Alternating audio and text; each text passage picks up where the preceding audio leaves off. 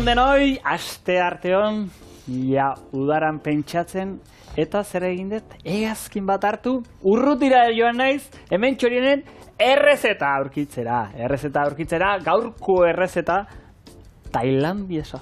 Tailandiatik ekarri dut. Hori da. Baina, hango berua hemen daukazu, eta zer ez da laino joan beharre, hemen berua daukagu. Baina, antxe badakizu dazkate osagai, goxuak, bereziak, nudelak diran bezalaxe, beraz, gaurkoan, nudel batzuk prestatuko ditut, bat zi erara, orain ikusiko duzuen hori da, non barazkia ditun, aragia dauke, oiaskoa, kasu honetan txerri saietxak, eta brokolia. Beraz, izango dira, Pad Thai erako nudel batzuk oso osasuntxuak, oso goxuak, non plater bakar bat bazela kontatzen duen. Ba, nik ere plater bakarra prestatuko izut. Nik, gaurkoan historia luzea egia zan, liburua utzi date, Menu de Gaza liburua, oso liburu gogorra irakurtzekoa, egia esan, errezetak irakurtzen ibili nintzenean, kriston korapilua tripan, eta nik ingo dudana da arroza kuiarekin. Azkenean, liburu honetan gero itzingo du berataz, baina egiten dutena da, Gazako gerra izan da mitjartean, bertako biztanleek ze komeriak izan dituzten egunerokotasunean janaria aurkitzeko, kosinatzeko, eta ze errezeta asmatu dituzten, ez? Horko errezeta bat ekarri izunik, eta hoxe prestatuko du, arroza kuiarekin. Historia gogorra hori bigarren errezeta izango da, baina lehen da bizi hasiko gara gure nudelsak bat zi erara. Begira. Lehen da bizi nudelak egosi eta ondoren baratxuria, piper berdea eta tipuleta sueztitu. Haragia eta arrautza gehitu eta ondo nahaztu. Ondoren nudelak, soja, azukra gehitu, brokolia galdareztatu eta nahasketara gehitu. 2-3 minutuz kozinatu, sesamo pixka batekin amaitu eta zerbitzatu. Beraz, nudelak egiteko, normalean zartagi berezi bat erabiltzen da, kasu honetan wok bat, hortikan ikusten duzu, baina honek pixua dauke, eta hemen erabiliko ditut, barazkiak hementxe kozinatuko ditut, egia da su fuertean erabiltzeko zartagi berezi bat dela, eta horretarako ni hasiko naiz lehen da bizi barazkiak garbitzen, kasu honetan piper berdea eta tipuleta, txikitzen, olio pixka bateken sueztituko ditut, eta hementxe ikusten dituzuen pote urerekin, kasu honetan bata izango da nudelak egosteko, eta bigarrena izango da gure brokolia galdarazteko. Orduan, hasiko naiz nire barazkiekin, ondo garbitu, olio pixka batekin, eta honek ikusten duzu, daukate barazkiak, daukate proteina, daukate karbohidratoak, beraz, honekin bakarri bazkaria prest. Gure patzi hau prestatzeko, lehen da behin brokolia aipatu duela. Beraiek, errezeta honetan nahi eskoa da, gailan izeneko landarea ero barazkia. Eta deitzen zaio, nik ez da izaiti deitzen zaio nolan, brokoli txinatarra. Ez dauka brokoliarekin zer ikusik, eta egia da hemen errezeta guztiak aurkitu ditudanak hemen egiteko errezeta hau, denak brokolia erabiltzen dute. Eta gero landarea ikusten duzu, eta gehiago dauka patxoia erabiliken duela hemen. Hori, gure zerban antza ero daukan, holako zerba baten itxura dauka, txikitxua hori erabiltzen dute, zurtoina egia da, daukala agian zurtoinak badauka itxura pixka bat brokoliaren zurtoinarekin, baina gero ostoa dauka gaina. Ostoa dauka, ez dauka brokoliaren ezer, eta hau da, nahi eta nahi ez, errezeta honetan jun behar dan zerbait. Patzia da, izango zen, famatua zein apaktxoia, ez? Hau da, nahi txikia. Egia da, Tailandiatik kanpo ez dala hain ezaguna, baina Tailandiako kaleko postu guztietan errezeta hau aurkitu aldu. Eta azkenian dira, bertako, olako arroz fideo, pixkat hauek baino, oso zaila dira aurkitzen, lodiagoak direnak, desente lodiak dira erabiltzen direnako horretako, ni hemen ibili naiz zaiatzen aurkitzen toki ematen, da inun ez ditut aurkitu. Zaila. Eta denetan, errezeta guztietak jartzen dizute. Nudel honek arrozanak txinatarrak horrek erabili, azkenian, zaporean eta ez duzu nabarituko, da itxuran, bestea egia da zuek ikusten mauzu, edo Tailandiara juten bazarete, aurkituko dituzu olako pasta lodi bat izaten da, arrozearekin indako pasta bat, eta azkenean, Armintzek esan duena, hango plater tipiko bezala, dena wokean salteatuta askar-askar, plater bakar moduan jateko, eta sartu aldiozuna, osagai ezberdinak. Hor, oiaskua, itxaskia sartu aldizkiozu, tofua sartu aldiozu, era veganoa ere badaukate, orduan, nahi zuena. Eta jendeak igual pentsa dezake, horrelako herrialde hain berotxuetan, ze eguzki pilo bat egiten du, bero egiten du, eta esan gute, baina bertan, igual hotza jango dute, edo entxalada, ez, beraiek asko berua, hau da, nudelak berua, sopa pilo bat hartzen dute ere, berua, eta, nik behintzatan izanen, nahi harritu zidana hori izan zen, baina sopa hain, nik behintzat beroa egiten dunen hemen eta horrela, ez gara sopa zaleak, ez da, gehiago da, igual hotza egiten duenean eta horrela, baina beraiek ez, kriston beroarekin, kriston izarriarekin, eta sopa beroa hartzen, Hor, Armitz, Saharara jutea bestekerik ez daukazu, te beroa, eta horrelako gauzak hartzen dituzte, ze berez, bero handia baldin bako, eta guri zer sartzen zaigun zerbait, hotza ez, ur hotza, freskagarri bat hotza, hor, zer gertatzen da, gure gorputza izartzen digunean zer, 3-4 gradutara, gure gorputzak lanin behar du hori berotzeko, eta 16 gradutara doitu behar du. Eta gero orduan azten gara, kaloriak erretzen azten da, eta izerdi batzetan azten gara. Horren zekartzen du beste bat hartzea. Eta gero beste hori marketinga da, baina ez dakit. Kontua da, holako herrialdeetan, bero egiten duen tokitan, eraten dituztela normalian edari beroak. Eta Tailandian beroa eta horrela asko. Pikantea. Pikantea pila bat. Baina, eske, berez ez da arraroa, ez aizu da arraroa egiten, A ber, zerbaiteatik izango da, Armitz. Urteak eta urteak dara maskitean bizitzen, eta beraien gorputzak eta ikasi dute, eta gu baino zior gehiago badakitela. Eta egia da, Tailandako sukaldaritza bada pixkat, baita gazia, gozoa, mikatza, pikantea, dena oso kombinazio handiak hauan, kalean super ondo jaten da. Kontua da, etxe pila bat saltzen direla, sukalderik ez daukatenak. Zegatik, Tailandian kaleko jane, horako hirietan da, esan dezagun, baina egunero, 24 orduz jateko aukera daukazu. Beti dago kalean, posturen bat, eta ez dira holan frankizia handiek esan behar. Ez, bertako sukaldaritza egiten duten jendea, edo zein ordutan goizaldeko 3etan hartuta, nudel batzu jango nituzke. Bera jetxi, baina harrigarria da. Eta bertan. Eta ze honak.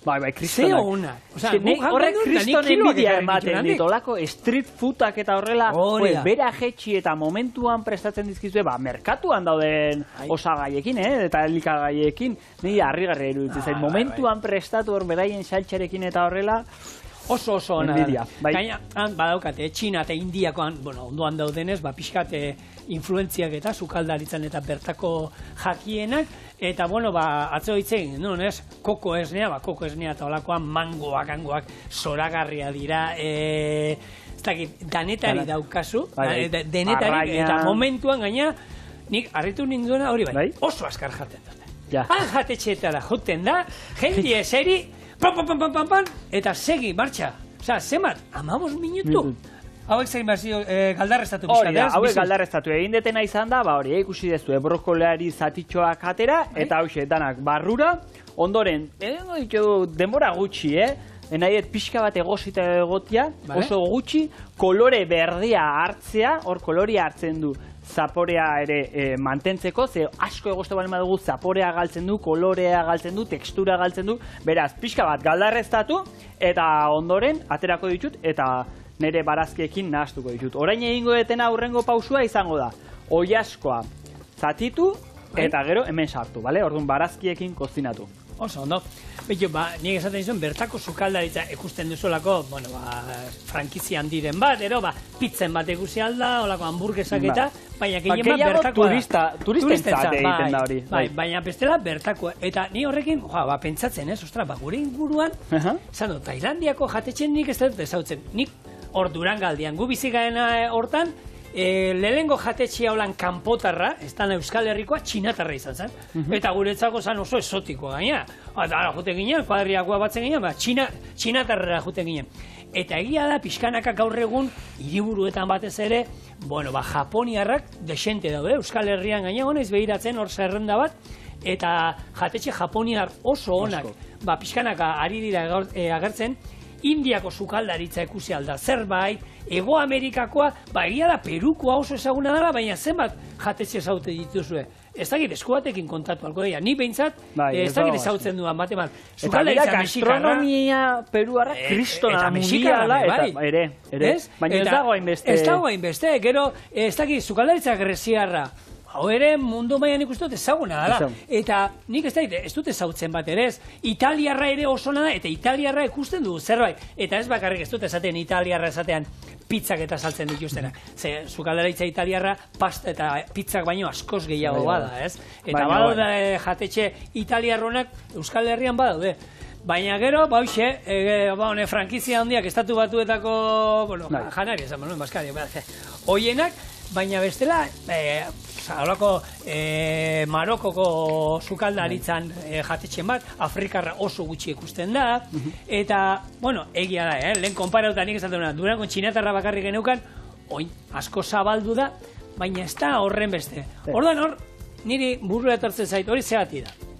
Euskal sukaldaritza oso ona dalako eta esaten dutean ez dauka zer eginik, ero, ez dakit, agian, ez dakit, ez dute ikusten hemen negoziorik, ez dakit, gaur San Juan Bespera da, eta gure etxean San Juan Besperan zer jaten dugu, sua egiten dugu, eta txitxiburduntzia egiten dugu. Txitxiburduntzia Bizkaian egiten den zerbait da, makillak hartzen ditugu, zorrosten ditugu, eta barruan zer sartzen dugu, txoixua normalian, odolkiak ere sartu aldie, irugiarra sartu aldozu, eta horrek txingarretan hor hartutan, gure semia ja ikasi dut, txorixua egozita eramaten diet, eta ero txingarretan, ez dute pazientzirik egotekoan, denboratxoa txorixoak behar duena txingarretan iteko.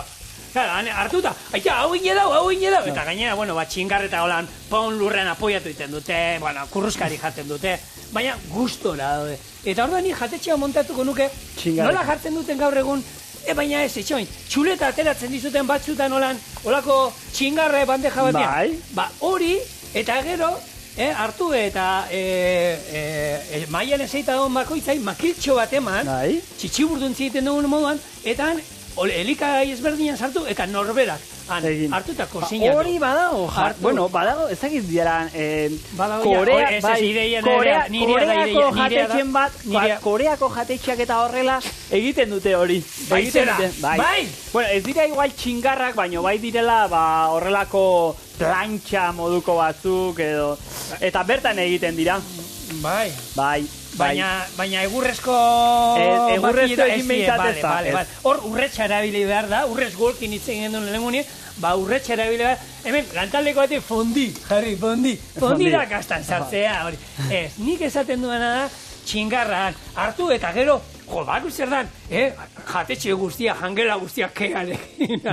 Dana, nik, benetan, naiz oso kontrakoa txuleta ateratzen diatenean. Ateratzen dutenean olakoa, gainera, nire ustez txuleta pasa egiten da. Mundutik, olako batzutan ateratzen dute eta bero mantentzeko ez.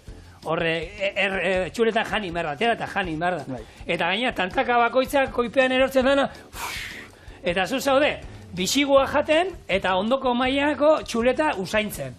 Orduan, nire naiz horren oso aldekoa, hor ateratzeana txuleta olako txingar gainean, baina nire ideia oso hona da. Bai, nire hori kontatzen dezula, orain gogoratzen dut, Madrideko jatetxe batera joan itzanean, beraiek egiten zuten, ez dakit nola zan jatetxearen izena, baina, hola, euskal jatetxe bat zan, euskal gastronomiari buruzko jatetxe bat, eta beraiek, txuleta egiten zuten, ez da, eta ateratzen dute oso gutxi eginda, hemen jaten dugun bezalaxe, baina gero antxe ateratzen dute horrelako plantxa moduko bat, eta nahi izan ez gero, aldezu zure txuleta zatia, ia gordinik dagoena hartu, eta justo, junitzen bezero batzuekin, beraiek Alicantekoak ziren, eta hartu eta plantxatikan pasatzen duen alde batetik eta bestetik.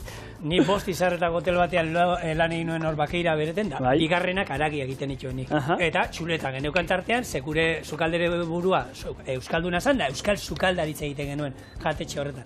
Eta ni txuleta ateratzen nuen, hemen ateratzen nuen bezala. Eta denak, bueltatzen ziren bueltan, eta gehiago egin da.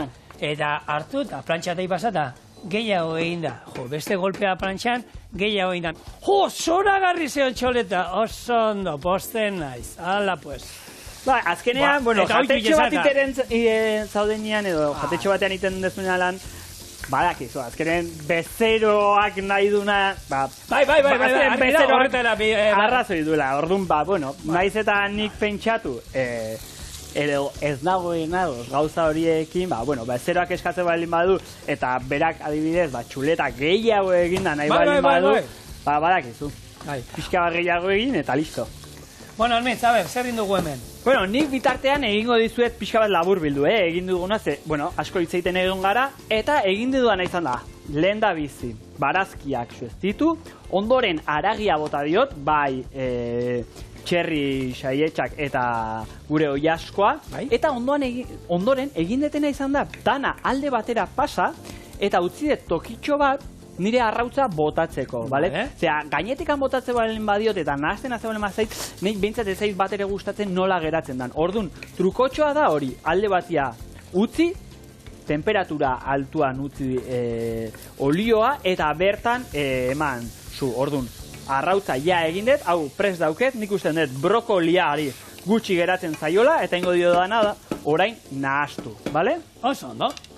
Bueno, gaurkoa bakizue, San Juan Bespera, hau dako solstizioarekin zerikusia daukana, erritual paganoa, ero aspaldik datorren zerbait, zuak egiteana hau zeltak ekarri zuten, zeltan ohitura bada, zelta jatorriko herrialdeena, eta, bueno, hemen ohitura ezberdin pila badago, zua piztearena, beste batzuk errekan bainatzearena, itxasuan bainatzen den jendea da, esaten dute, San Juan egunean, hau da, bihar goizean, belar gainean, gaueko intz gainean ibiltzeak osasuna emango dizula urte guztirako, katarrorik eta ez duzula izango, hor, hainbat eta hainbat, ohitura zarreta daude, eta bakoitzak bere egiten du, gu gurean ipurdi erretzea izaten da, hau da, anaia eta ni arrotu iten gara, eta zua beraxiago egotea itxeun beharko genuke, baina badakizu euskaldunak hitz zoragarri badago, ez hau sartu. Ez egin, ez da? Ez egin, bai beste modu ez hain finean esan alda, eta hangoaz. Eta, bueno, nik oraingoz nik ondo, baina urteren baten, ipurdikoren sasi artera, asun artera erori gara. Urteren batean ala urtero. Ni egia esan, ni hortan abila, naiz, nik no esaten entrenatu iten dudala gaurko egunerako, baina, nire hilobak lehen urtean kriston narruko hartu zuen, oinala 2 urte besteak hanka osoa zu guztian sartu zuen, olakoak zenbat ikuste ditugu, baina, San Juan besperoko gaua, zehozer sakratu da, ni egia da, gehi emaite duen jaietakoa da, ze ikastolarekin, zerrekin bat zenuen, ja, ikastola bukatu iten zela. Gure ikastolan San Juan jaiain, eta ja, oporrak ziren. 2 hilabete terdi oporrak guretzako bakarrik nahi duzuna egiteko. Etxerako lanak ezien existitzen. Bialtzen zizkata baina nituen egin. Eta oporrak, eta orduan, nire jai maitatun-etakoa dela, onartu behar du. Nik ja iaia dana inda dauket, barazki guztiak bertan dauzket, bai, lehen esan bezala, proteina guztiak, eta orain ingo detena da saltxak bota, bale? Orduan, pixkanaka jongo naiz komentatzen, hemen daketena da soia saltxa, barrura, hemen ostra saltxa dauket, venga, pixka bat, barrura ere, bitartean nahazten joango naiz. Hemen da, azkenean, berta, olako produktua nahi baituzue, gaur egun, supermerkatu askotan, eta bestela, olako txinatarren da dendetan da, olako denetarik aurkitu alduzue, eta, txorien behin baino gehiagotan erabili ditugu, eta esan batzuk usaia, ez daukaten hain atzegina, baina gero zapore aldetik eta puntazo bate da, Eta orain, arroz, ozpin pixkatxo bat botako diot, barrura, honek ematen dio ere bere bizitasuna, Hemen gainera, nahi gustatzen da pixka bat jolasten joatea, behin baino gehiagotan egiten duzuenean, ikusi behar duzu zer moduz geratzen zaizuen, zer teksturarekin, ze ikutuarekin, ze igual esaten duzu, nahi ozpin gehiegi dauka honekin. Urrengorako badakizu, pixka gutxiago bota, eta jolasten june, ze hor badaude zapore pilo bat, non gauza bat gehiago botatzen medio duzu edo bestetikan, asko aldatzen da zaporia. Kontu zibile behar da, ni alba duzu olako osagaiak edeltzen dituzuenean, beti gutxi aldera bota, eta gero ikusten baduzu urrengo egun batean kozinatu, eta jun botatzen. Eskatzen dizuena horti dator. Ikasingo duzuela gehiago ero gutxe botatzen. Bueno. Ba, oso ondo. Ba, zigor, ikusten duzu nik ja hau dana prest daukatela, osagai guztiak danak ondo nahastuta, arrautza eta dana hor ondo berrindu da, osagai guztiak barruan, eta horrek zerbitzatu egin behar da. Boi Kible, entzun daukazu, Boi Kible. Boi Kible, ez? Zer da? Hori, gimnasiotako honek influencerrak beraien dietan inguruan hitz egiten dutenean da dana jaten dute dana batian, ez? Bai? Eta bai ni jatzen dut, oiasko paparra, sartzen dio eta arroza, ero sartzen dio baita hartatxikia, barazkiren salteatuta dena holan, ez, garbi aldera eta plater bakarra. Eta horrek izen badauka, ez da izen hain, itzulita ez da hain polita, azkenean nahi dago esan mutilentzako pentsua.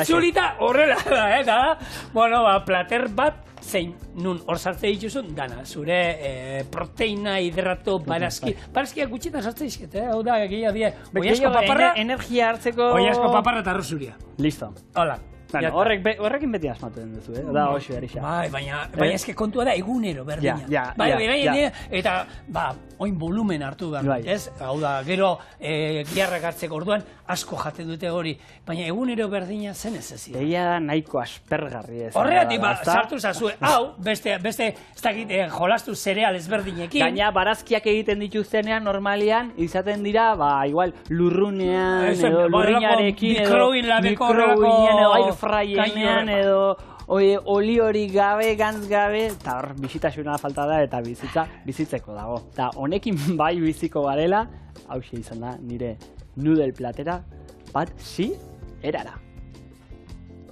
Nik hor duda daukat. Itxasoan izango da? Itxasoa da, ez? Bai, baina bi ekintzan, eta hau gusten dut, bai, itxasoa bi ekin, eta hau, bi ekin ez da? Ba, baina eskezaka bat ere itxasoko... Bai, baina, bueno, badaude bersioak, itxaskiekin. Itxaski. Bueno, duda sartu zaite, nire inglesa...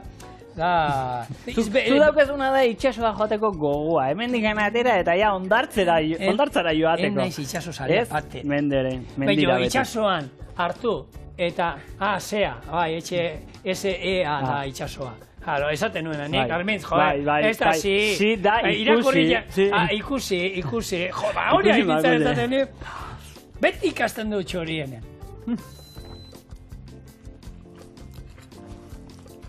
Bueno.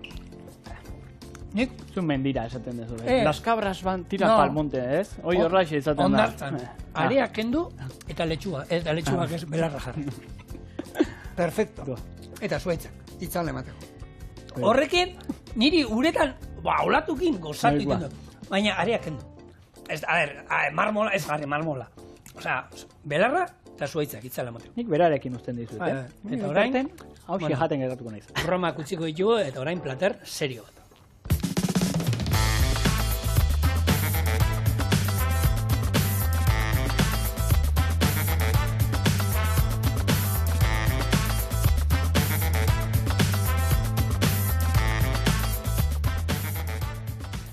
Saioaren hasieran aurratu bezala, orain ingo dudan errezeta, hau da, Hamad familia eta Mikel Aiestaran bitartez, eta dute menu de gaza liburuko errezeta bat, egia esan, hau da, osagai gehien aurkitu dudan errezetetako bat. Besteak, ziren, zerrez, arrozarekin, eta beraiek liburuan esaten duten moduan, gozea baino gozoagoa den errezeta bat da, hau, beste danak bezala, ez? Eta, bueno, esan dagoa, gomendatzen dizue liburu irakurtzea, bai errezetegatik, eta bai kontatzen duenagatik, eta, bueno, oso erraza da, eta, bueno, azalduko izue nola itenan, lanian hasiko gara. Lapiko batean olio txorrota bat jarriko dugu, espezia ezberdinak erregozi pixka bat, eta arroza gehituko du. Jarraian, urarekin busti, salda pastilla gehitu, eta 18 minutuz egiten utziko. Bien bitartean, beste lapiko batean, baratxuria, tipula, hautza eta beste espeziatzuk erregosten jarri, gero tomate saltza gehitu, kuia laukitxotan eta txitsirioa gehitu, ur pixka bat gehitu, eta kuia erregozita dagoenean, arrozarekin batera zerbitzatu. Beraz, az gaitezen lanean, lehenengo espezie ezberdinak erabiliko ditugu, orain hasteko, hemen zatarra, baina zatarra zan hango egoera, eta hango egoera da. Zatar espezia nahasketa badala, gero piperrautza, kardamomo hautsa, eta hemen daukat martorria, cilantro erderaz, aziak, eta bekingo ditu dana pixkat txikitu, eta hauek olio pixka batekin hemen jarriko ditut. Lehenengo erregozten, suabe, erre ez daitezen, da gero arroza botako diot, eta listo, arroza bintzat zerbaiten zaporea izango du, Bai, ikusten dezuen bezalaxe, hementxe daukagu liburua, Menu de Gaza liburua, errezeta pilo bat ateratzen den liburua da, eta esan barra dago, liburu errezeta bat, baino askoz gehiago dela. Ez da hori bakarrik, bertan kontatzen du, Mikel Aiestaranek Jamadeko familiarekin egunero deitzen zion, jakiteko bertako egoera nolakoa zen, ezat? Eta elkarrizketa horretan, eguneroko elkarrizketa horretan, Mikelek beti galdetzen zion pixka bat, ea zer jaten zuten egun horretan, edo egoera ez gain, pixka bat, beraien errezetak nola zigoazen, zer jaten ari ziren, ea jatekorik bazegoen, zer ez zegoen, eta elkarrizketa guzti horiek lotuta, historia guztia lotuta, bertako egoera guzti hori kontuan hartuta, liburu hau idatzi zuten, non jende pilo bat bildu zen crowdfunding deitzen den moduan, hau da, jendeak dirua utzi zuen, finantziatu egin zuen liburu hau idatzi ahal izateko, eta horixe, azkenean errezeta liburu bat baino askoze gehiago da. Gainera bitxikeri pilo bat daude, non errezetan adibidez jartzen dizu zein dan egun hortako errezeta osagai guztiak azaltzen dira, baino jartzen dugu igual errezeta erdiaren osagaiak ez zeuden. Orduan, isia baten bitartez jartzen du egun horretan osagai horiek ez zeudela. Beraz, oso zaila elikagaiak eta horrela lortzeko egun horietan, eta kontatzen duten bezala merkatu beltza hor jokoan sartzen zen, gauzak kriston garesti zeuden, lortzeko oso zailak, da liburu bat non salatzen duen pixka bat, ze erabiltzen zuten gosea gerrako arma gisa. Beraz, salaketa bada liburua, non historia kontatzen duen, errezetak azaltzen dian, eta nahiko zigorrek esaten duen bezala, nahiko gogorra irakurtzeko. Hemen errezeta honetan beraiek, guk kipula hautza erabiliko dugu, kipula erabiliko lukete, oi asko abokotako liokete errezeta honi, oi askorik ez dago, eta, borrelakoak, aragia jangabe, hilabeteak eta hilabeteak igarrotzen zituzten, arroza zan egunerokotasunean, gozaldu, baskaldu eta faltzeko zeukaten osai bakarretakoak, eta zan, lortu zuten, ikusi zutenean zer zetorren, 80 kilo arroz erosi zituzten, eta, arroza era guztietan jate zuten. Gero, kontatzen du, gaur tortilla jandugu, ez dakit zenbat aste ondoren arrautza lortu ditu, lehen arrautza dozena batek euro eta piku balio zuen, gaur arrautza bakoitza 3 eurotara ordaindu du. Eta horrelako, presioen, zer lehenengo eta gain oso gauza gutxi zeudela, eta dena oso garesti. Baina garesti jartzen dituzten, jendeak negozioa egiteko, ala eskazia... Gutxi zegoelako, ez zegoelako. Zan gabezia totala, ez zegoelako ezerrez, eta, karo, bialtzen zan gutxia, gaina zan merkatarintzako saltzeko, gero kontatzen du, nola, asko errezeta asko dira, txitxirioak, babarrunak eta holan latakoak, ze gero egazkinez itxasotik eta hasi ziren pixkanaka janari zerbait sartzen, eta holako konserbako produktuak eta agertzen dira, gero ramadanean baita saiatzen ziren pixka bat, poltsikotik gehiago tira egin da, jaki pixkat gozoagoak gero pixkat alegin bat egiten, ze bere egindako, bakizue oso berezia diren datak dira, eta hor, beraien aleginak, eta nola, beste urte batzuetan izango zen kontatzen du zer jango luketen, eta egun hortan zer jan zuten, ez da. Hori, alde hortatik, esan dago, liburua, ni irakurtzen ari nintzen bitartean, tripoan kriston korapilloa, impotentzia, ernegua, zerrea, eta, gu hemen bizigarela azkenean, ondo, Gauza dire moduan ondo egin Pexatzen bizira. gara gauza batzuetan, Bai. gero pentsatzen dugula eta esaten dugu, ezin joder, gara. igual hobe isilik egongo banintz egun horretan, baina, bueno, gu bitartean hementxe jarraituko dugu errezetarekin hemen, ezta? arroza, esan dagoa espeziez berdinakin, eskura zeuzkatenak, hartu, gero ura bikoitza bota diot, ur beroa, astu intzait, hau, errezeta pila batetan agertzen da, holako salda pastilla gero, hau ere barrura, eta gatz pixka botako diot, eta arroza egiten utziko dugu. Bien bitartean orain, tomate saltza bat ingo dugu, zein, guk beraiek kipula erabiliko lukete, hemen tomate birrindu daukat, eta 2 baratxuri atal jarriko ditut. Gero tomate lehorra, piperra utza, bertara bota, utziko dute pixka erregosten, kuia eta tomatea, eta kuia horre egiten danean, banana batean, eta tripa aldan moduan bete. Bueno, eta ze garrantzitsua den gastronomia, ze hemen badago, Britania handian egin zen ikerketa batean, oso garrantzitsua dela, ze esaten da, 1000 helduekin egin zen ikerketa batean, ikusi zen, beste gastronomia batzuk dastatzen zuen jendia, hau da, gastronomia txinatarra, indiarra, beste herrialdetako gustatzen zitzaizkien gastronomiak zirela asko xenofobo gutxiago bertakoa bakarrik gustatzen zitzaienak baino.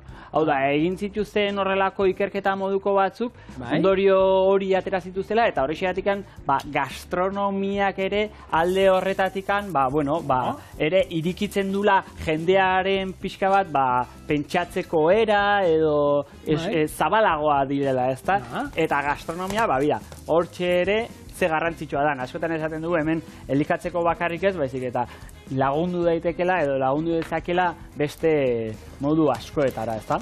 Beraz, badakizue, hartu seme alabak eta jun jatetxetara, toki ezberdinetako bitu. Gu azkena jun gara, sukaldaritza arabiarreko jatetxe batera jun ginen, eta ez dakit, nik egia esan, nik beti esaten dut, alde hortatik nire seme alabetaz danatatik erakutsi ezela. Eskatu genuen, eta eskatu genituen olako pintxo moruno batzuk, pintxo morunoak arkumeanak fuerte zeudela, oita ze honan, eta aie jaten, gero humus eskatu genuen, falafelak eskatu genituen, falafela sardinana oso goxua. Arkumea asko gustatzen zaie zure semi. Nire dana gustatzen zaie. Danatatik ematen diozu. Dana jaten dute, eta hori benetan, pake santua, bestela beste batzuk jakin da nola ibiltzen dien burrukan beraien seme-alabekin. Txikitatikan erakutsi behar zaila. Baina hori da, gu txikitan dela jandulako. Eta ematen bali dizu txikitatikan eta dastaten bali dituzte tekstura ezberdinak, kolore ezberdinetako elikagaiak, pixkatxo bat pikantiagoak direnak besteak baino, mikatzagoak, pixka bat eman behar zaile denetatikan beraiek ahora eta sentsazio horretara egiteko. Eta helduak egiten direnean, danatatik handastatu balin badute, egia da, errazagoa dela, berai ondo jatia, ze ume batik esaten balizu, jau ez gustatzen eta ez jango, eta ez balin badiozu ematen, hortikan aurrera, ume horrek esatia egun batetik bestea, probatuko dut edo dastatuko dut, zailago izaten da, orduan, txikitatik ez da, danatatik eman behar zaie, jateko, eta garrantzitsua, elikagai onak ematia edo danatatik ematia. Danetatik batez. Ni horroan hartzen dut, gure txikia, oin da begizalea. Begizalea, oi arraroa da bintzat, zigor, oi arraroa da. Arkumearen begia jaten ditu, hau da, dena, arrainanak eta begia jan aldio. Bai, nik ez ditut jaten, ni neuk ez ditut jaten, baina nire semiak hartut, eta arraian hartu aguantxo mut, ze ona, zoragarri, hortan irabazi indio bera, eta ni hori...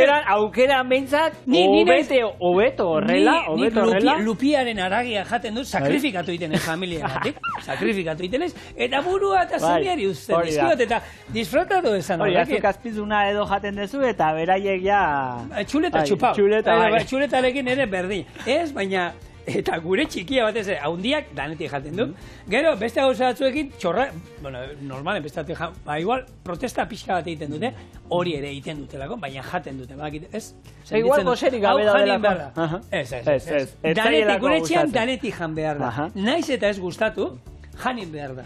Orduan, nik, Normala, platerka handi bat ez dira jarriko. Zure etxean ondo jango da, ez da?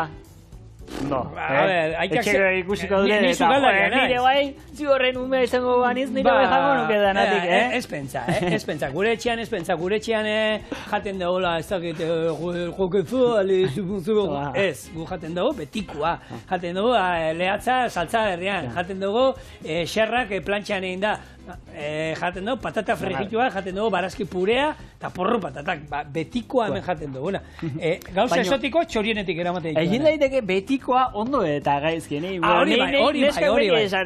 Armin, zuk kozinatu beti ze eskenik, iten ez zure berdina eta berdin ez da ateratzen. Nik egiten dut xolomo batzuk igual plantxan eta horrela, eta ez zaiz zure bezala ateratzen, eta nik ez dakit, nahi eta izaiten esaten horrela dala, edo bera ez kozinatzearen esaten didala. Nire bikoteak, nire kamiseta teknikoak, korrikakoak, lehenengo egunen plantxakin hartu eta ra! Esan nion, plantxa nire esku. Eta nik uste dut nahi eta zuela. Nik uste dut nahi eta berak zuela. Tori, ez da? Hola nahi zain, aha. Baina bai, ez, aukera nahi hau. Eta holako gauzak, adin badaukan. Erropa zintzilikatu, niri gustatzen nahi zintzilikatzea, zendi nire eraiten dut. Honi urpixka gehiago botako dira, ikusten dut, ez da hori. Guk gazteok ja badakizu plantxa ez dugula erabiltzen, ez da? Ia. Bai, zera. Gu ja atera da horarikan, golpetxo batzuk, zintzilikatu, eta hori ateratzen da, Eta domeketako mesako alkondara, alkandorak bai, alkandora dira, gauza bakarra horrela, plantxatu behar dara. Baina kamisetak eta horrela, ondo garbitu, azkar garbitu, pare bat golpe eman, zintzilikatu, eta ateratzen dira, ez da berdin geratzen. Fin. Eta esaten dizu kantzontziloa plantxauta, beste gauza bat emate izu, beste malgutasun bat, eta galtzerdiak ez ditu plantxauko. Kantzontziloak ez. Paizea, ez. Eta ez diozu botatzen alkondarei kueioa botatzen hori gerateko lan artez, hori ez da? Nik egia zen alkandora gutxi jartzen ditut. Baina bai, zerbait plantxatu behar balin badet eta horrela alkandora. Edo igual toki berezi batia balin badeni joa edo eta zerbait. Orduan igual bai, baina bestela. Egunerokoan horrela kamisetak eta horrik ezerrez. Ja plantxa, ja ez da erabiltzen. Ja erabiltzen zen leheno. Korrikako erropa, hau da, teknikoa ere plantxatu egiten dut. Hartu, bukaerak usten dut, geisten dio temperatura, usten dut denbora bat, hartzen dut, kutu, ondo da. Eta horrek ere, korrika ere, kirola itera estiloarekin atea gara. Ezin gara, edo, holan, ez, gero menditik anibilita gana lokatzez bukatzen dezu, eta... Auskalo nola aurkituko zu mendia. Bai, mendi puntan ez da. Auskalo nola aurkituko zu, marikin topatzen basa, alkondara, aerokamiseta, plantxatuka garrapatzen basa izu, ojo, kuidau. Bueno, bromak alde batera utzita, honi tapa jarriko diot, erdi inda dagoela, eta oin, ur pixka bat, errezeta jarraituz, ur pixka bat botako diot hori, 5-10 minutuz utziko dut kuia biguna egon arte, eta gero etorriko gara, hemen txitxirioak egosita bukaeran botako izkiot, bakarrik berotzea behar ditu denez, eta gero dena batean dastatzea. Hemen ikusten dugu, ja dagoeneko gure kuia inzaigula, eta arroza dastatu dugu, eta dena, ez dugu esango ez, Armitz, onartu zazu, ze ikusi zaitu goiara batekin, Egia da. Arroza goxua, azkenean, espeziak hemen, eta gero etxean jokatu, etxean dauzkazuen espeziekin, baina, nik uste piperrautza, piperrautza, bai, ze gero esan zuen, martorria hautzean gutxi daukazue, gero zatarra, hori dira espezia nasketa bat, oreganoa izan editekeen bezala xe, baina beste belar usaintxu batzuekin. Bai, kuian, olako zan dau... Zaporia metin dira. Nasketa, espezia nasketa. Hemen, arroza jarriko genuke, eta gero esan dagoa, bereiek, errezeta tradizionalean, oiaskoa ero botako liokete, kipula erabiliko lukete, baina guk, gaurkoan, errezetari kasu eginez, hemen daukagunarekin, zango dut, egia esan, kompletua da, hidratua badauzkagu, txitxirioi esker, barazkia dauzkagu, tomatearekin, hidratua dauzkagu, baina aukeran, hainok janari kendu gabeko, hemen gure arroza kuiarekin.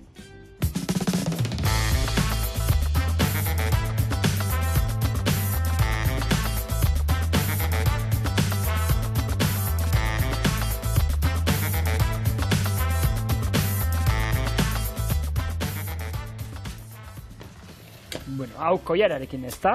Bai, nik uste dut, hau... Ja, arroza dastatu dut, baina... Oin nasketa, Nasketan. kombinazioa. Bueno, arroza tomatearekin, esan dezagun, baina, bueno.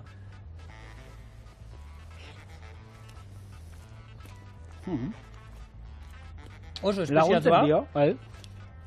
Eta Arroza bakarrik, onda zen, baina... Honekin laguntzen dio asko. kuia azkenean, bagizue, biguntzen danean oso Bai. krematxoa geratzen da, eta krema puntua ematen dio. Bai. Eta gogoratu, errezeta hau, ero beste hainbat egitea nahi bai dituzue, Instagramen Mikele jarri zituen, gero liburuan bertan dauzkazue denak, eta oso gomendagarria, benetan, menu de gaza, errez irakurtzen da, eta, bueno, nik uste dut gomendagarria da era bat. Hori da. Mi esker horri izateagatik eta bihar berrixe. Ordu berdinean hemen izango gara. Eskerrik asko. Agur.